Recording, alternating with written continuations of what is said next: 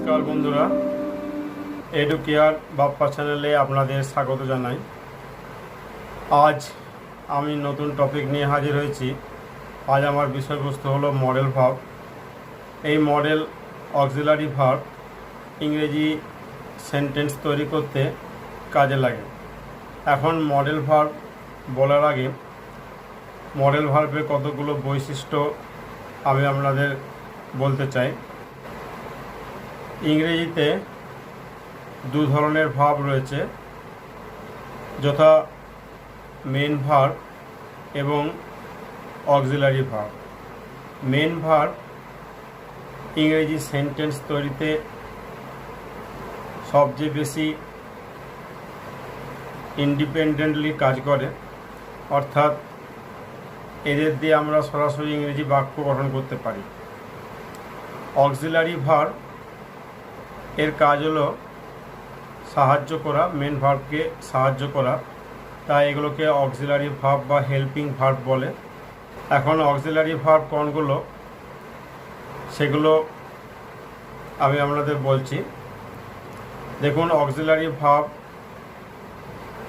B ভার্বকে auxiliary verb বলে, have ভার্বকে অক্সিলারি ভার্ব বলে, মডেল ভার্ব আছে, আর ডু ভার্ব রয়েছে। এই চার ধরনের ভার্ব হলো আমাদের অক্সিলারি ভার্ব। কী কী বললাম? ডু ভার্ব, ডু ভার্বের মধ্যে পড়ছে do, did, does. Have verb অর্থাৎ হ্যাভ, হ্যাজ, হ্যাড। আর বি ভার্ব, বি ভার্বের present form is, am, are. এই ইজ, এম, আর এগুলো হলো প্রেজেন্ট ফর্ম, আর পাস্ট ফর্ম এদের ওয়াজ, ওয়ার, এগুলো বি ভার্বের অন্তর্গত। তাহলে be verb, have verb, do verb ছাড়াও আরেক ধরনের ভার্ব রয়েছে, এগুলো হলো মডেল ভার্ব। এখন কোনগুলো মডেল ভার্ব সেগুলো জানতে হবে। Can, could, will, would, may, might, must, dare, need, use to, আর অট টু, এগুলো হলো মডেল অক্সিলারি ভার্ব।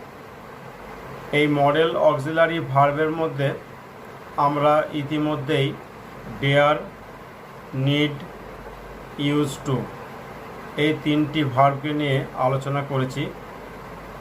যারা এই তিনটি ভিডিও দেখেননি তাদের কাছে অনুরোধ, তারা আমার ভিডিওটি সার্চ করুন,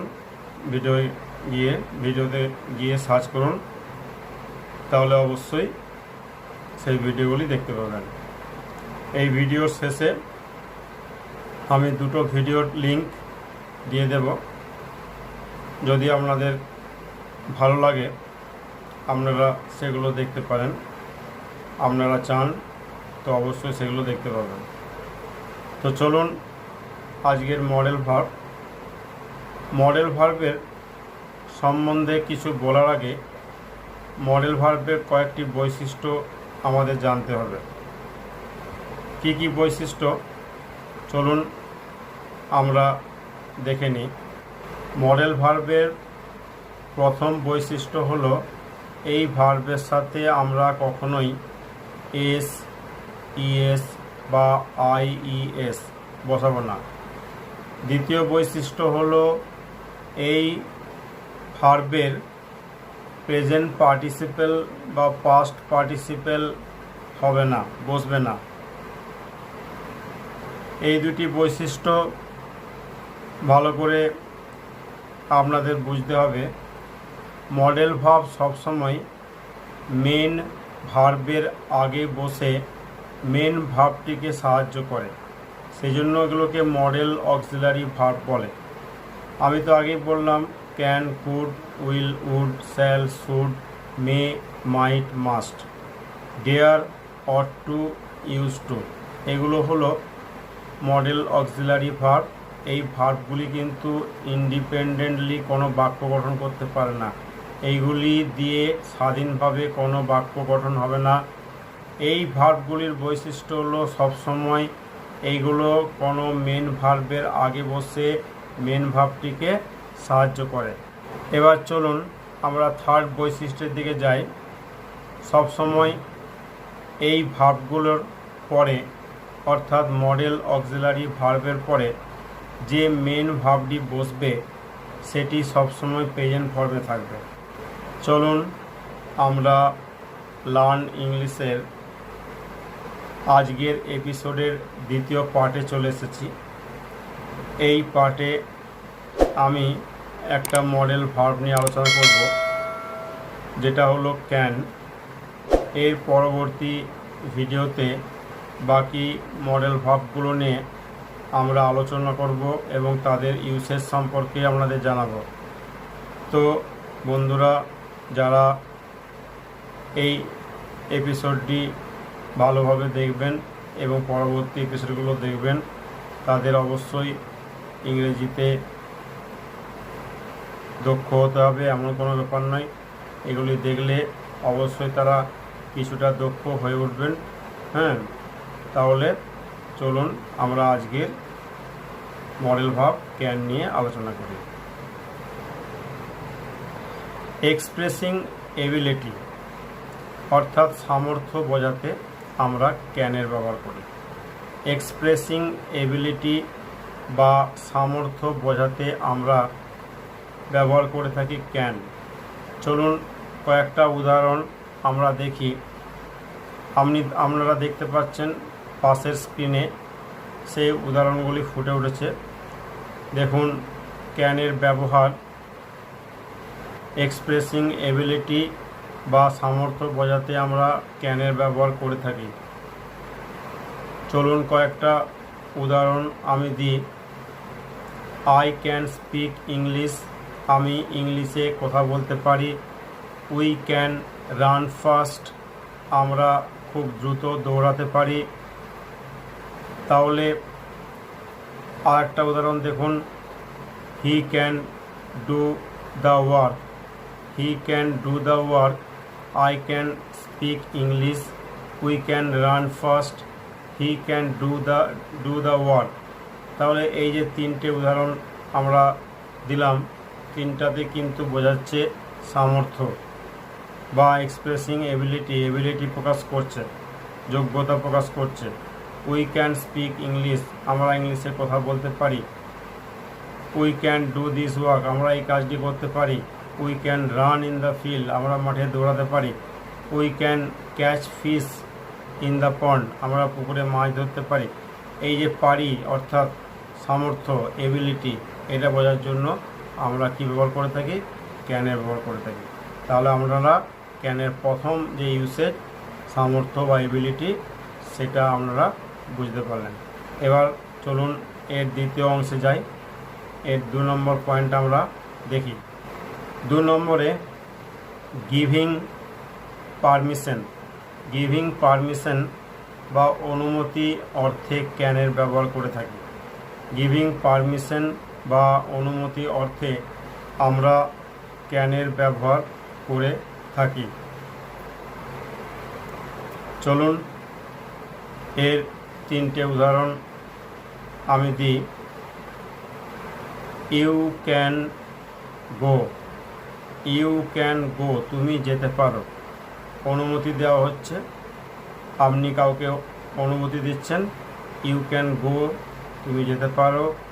2 নম্বর পয়েন্টটা দেখি চলুন। You can sit beside me, you can sit beside me, আপনি আমার পাশে বসতে পারেন। অর্থাৎ আমি অনুমতি দিচ্ছি। You can take rest now, তুমি এখন বিশ্রাম নিতে পারো। এই পারো বা সামর্থ্য বোঝাতে আমরা ক্যান ব্যবহার করছি। তাহলে আপনারা দেখছেন প্রত্যেকটাতে অনুমতি অর্থে, প্রধান অর্থে ব্যবহৃত হচ্ছে ক্যানটা। ইউ ক্যান প্লে নাও, তুমি এখন খেলা করতে পারো। এই যে আরেকটি উদাহরণ আমরা দিলাম, এটার দ্বারা বোঝা যাচ্ছে যে আমরা পারমিশন দিচ্ছি বা অনুমতি দিচ্ছি কাউকে। তৃতীয় পয়েন্টে রয়েছে পোলাইট রিকোয়েস্ট বা বিনম্র অনুরোধ। অর্থাৎ খুব নম্রভাবে অনুরোধ জানানোর জন্য আমরা ক্যান ব্যবহার করে থাকি। ক্যান আই হেল্প ইউ, আমি কি আপনাকে সাহায্য করতে পারি। First point, can I help you, আমি কি আপনাকে সাহায্য করতে পারি। তাহলে এখানে কি বোঝাচ্ছে, বিনম্র অনুরোধ করা হচ্ছে যে ক্যান আই হেল্প ইউ, আমি কি আপনাকে সাহায্য করতে পারি, এখানে অনুরোধ জানানো হচ্ছে। Can you help me now, তুমি কি আমাকে এখন সাহায্য করতে পারবে। Can you help me now. Can you lend me your book, can you lend me your book, এগুলো সবই বিনম্র অনুরোধ বোঝাচ্ছে। চলুন আমরা 4 নম্বর পয়েন্টে যাই, সাজেশন বা পরামর্শ। সাজেশন বা পরামর্শ অর্থে আমরা ব্যবহার করে থাকি ক্যানের ব্যবহার। ঠিক আছে, আমরা ক্যানের ব্যবহার করে থাকি। তাহলে সাজেশন বা পরামর্শ দান, এক্ষেত্রেও আমরা ক্যানের ব্যবহার করতে পারি। You can go there by bus, you can go there by bus, বাসে করে তুমি সেখানে যেতে পারো। ইউ ক্যান কাম নাও, প্রথম সেন্টেন্স ছিল you can go there by bus, you can go there by bus. 2 নম্বরে রয়েছে you can come now. Number 3 কি রয়েছে, you can read now, you can read now. তাহলে এগুলো যে আমরা দেখতে পাচ্ছি, এগুলো সবই ক্যানের ব্যবহার। এখন আমরা দেখাচ্ছি সাজেশন বা পরামর্শ অর্থে ক্যানের ব্যবহার। ইউ ক্যান টেক রেস্ট, তুমি এখন রেস্ট নিতে পারো, এখানে পরামর্শ দেওয়া হচ্ছে। You can rest now, you can read now, you can come now, এগুলো সবই বোঝাচ্ছে পরামর্শ। চলুন আমরা 5 নম্বর পার্টে যাই, সন্দেহ, অবিশ্বাস, অসম্ভব পরিণতি বোঝাতে ক্যানের ব্যবহার করা হয়। 1 নম্বর পয়েন্টে রয়েছে কান্ট ইউ স্পিক হিন্দি, তুমি কি হিন্দি বলতে পারো না, এখানে সন্দেহ করছে। Can't you speak Hindi. Number 2, it can not be false, it can not be false, এখানে অবিশ্বাস জন্মাচ্ছে। You can't be false, you can not be false, এখানে সন্দেহ, অবিশ্বাস জন্মাচ্ছে। It can not be a mistake, it can not be a mistake. তাহলে এই সব যে সেন্টেন্সগুলো আমি দিলাম, এখানে কি বোঝাচ্ছে, সন্দেহ, অবিশ্বাস, এগুলো বোঝাচ্ছে। আশা করি আপনারা সব বুঝতে পারলেন। তাহলে আমরা আজকে কি শিখলাম, ক্যানের ব্যবহার। ক্যান একটা মডেল অক্সিলারি ভার্ব, এই ক্যানের ব্যবহার আমরা আজকে শিখলাম।